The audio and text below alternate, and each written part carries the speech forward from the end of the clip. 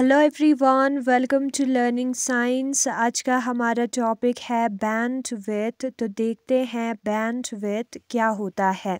तो ये है हमारा फिगर और उसमें हमें देखना है सबसे पहले bandwidth of multi frequency amplifier. तो लिखते हैं टॉपिक का नाम जो कि हमारा है बैंडविड्थ। सबसे पहले हम x और y एक्सिस को बनाते हैं। ये है हमारा x एक्सिस और ये है हमारा y एक्सिस। y एक्सिस पर हमें लिखना है गेन, जो गेन हमें मिलता है उसको y एक्सिस पर लिखना है और x एक्सिस पर हमें लिखना है फ्रीक्वेंसी। तो ग्राफ हमारा जो है कुछ ऐसा होगा। नाउ जो गेन है हमारा, उसमें ये जो पोर्शन है, ये जो लाइन है वो हमें गेन दिखा रहा है और उसी तरीके से यहाँ पर ये भी हमें गेन दिखा रहा है। इससे ऊपर कोई भी गेन नहीं है तो ये मैक्सिमम गेन होगा AM। A का मतलब गेन होता है, M का मतलब मैक्सिमम। और ये जो लाइन है वो दिखा रहा है 0.707 AM। ये भी गेन दिखा रहा है। 0.707 है, ऊपर 1 होगा, 1 को नहीं लिखेंगे तो भी चलेगा। तो ये जो रीजन है फ्रीक्वेंसी का जिसमें हमारा गेन का वैल्यू 0.707 है या उससे ज्यादा मैक्सिमम AM तक है गेन हमारा, ठीक है, उस रीजन को फ्रीक्वेंसी के, ये वाला रीजन नहीं। क्योंकि इसमें जो हमारा गेन है वो कम है 0.707 AM से। 0.707 AM या उससे ज्यादा वाले गेन वाले फ्रीक्वेंसी रेंज को हम कहते हैं बैंडविड्थ। इसके आगे और पीछे वाला फ्रीक्वेंसी नहीं होगा क्योंकि वो जो है क्या है, वो जो है कम है उसका फ्रीक्वेंसी, उसका गेन, उन फ्रीक्वेंसी के लिए गेन जो है वो कम है, इसलिए उसको हम नहीं मानेंगे। और यही है हमारा फिगर किसका, bandwidth of multi frequency stage amplifier का। ये फिगर आप बुक से भी बना सकते हो, ठीक है, कॉपी पर अच्छा नहीं बना है, मैं बुक में से दिखा देती हूँ। ये है हमारा फिगर।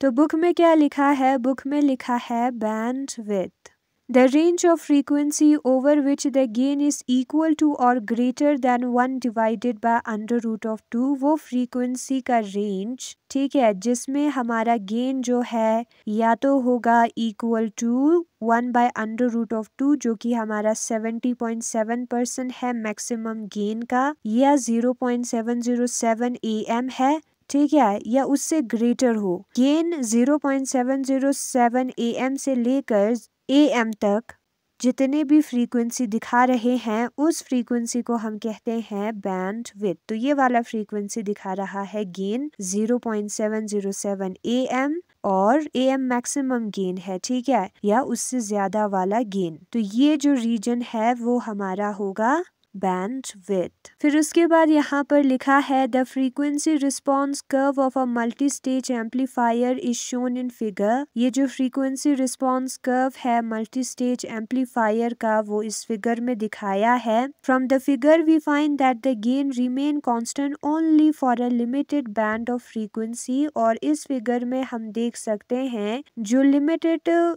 क्या है फ्रीक्वेंसी का बैंड है उसके लिए गेन कांस्टेंट है। यहाँ पर आप देख सकते हो तो ये लिखा है यहाँ पर गेन जो है वो कांस्टेंट रहता है एक खास फ्रीक्वेंसी के लिए ही, ठीक है, लिमिटेड बैंड ऑफ फ्रीक्वेंसीज के लिए ही जो है गेन हमारा कांस्टेंट रहता है, वो लिखा है यहाँ पर। It is clear from the figure that for frequencies lying between F1 and F2। इस फिगर से हमें क्लियरली नजर आ रहा है फ्रीक्वेंसी F1 और F2 के बीच में जो फ्रीक्वेंसीज है उसमें the gain of amplifier A, जो एम्पलीफायर A है उसका गेन जो है वो 0.07 AM के बराबर होगा, ठीक है। जो फ्रीक्वेंसी F1 और F2 है उसमें गेन जो है 0.07 AM के बराबर है या उससे ज्यादा है, मैक्सिमम AM है, ये आप देख सकते हो इस फिगर में। The frequency F1 is called lower cut off frequency and F2 is called upper cut off frequency and the difference between the two frequency is called bandwidth of the amplifier. F1 को lower cut off frequency हम कहेंगे, F2 को upper cut off frequency हम कहेंगे, और उन दोनों को जब हम माइनस करेंगे तो ये वाला फ्रीक्वेंसी का रेंज आएगा, उसको हम कहेंगे बैंडविड्थ हमारे एम्पलीफायर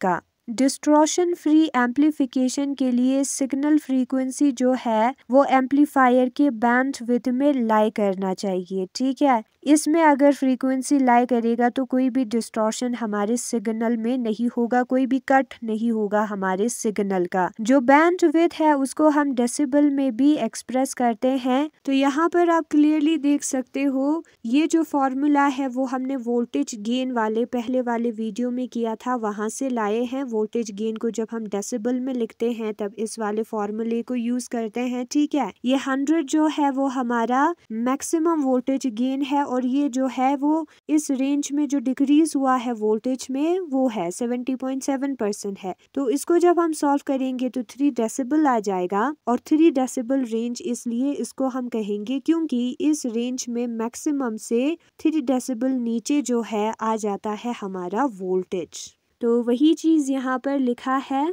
तो फ्रीक्वेंसी के रेंज को एक्स एक्सिस में हमें देखना है। ठीक है, फ्रीक्वेंसी के रेंज को जिसमें हमारा गेन जो है वो या तो 70.7% होगा या उससे ज्यादा होगा, उसी को हम कहते हैं बैंडविड्थ। यहाँ पर ये वाले पोर्शन नहीं होंगे क्योंकि ये 70.7% ऑफ AM से कम है। बाकी वो और मैक्सिमम तक जो हमें फ्रीक्वेंसी रेंज मिलेगा उसको हम कहेंगे बैंडविड्थ और वही यहाँ पर लिखा है।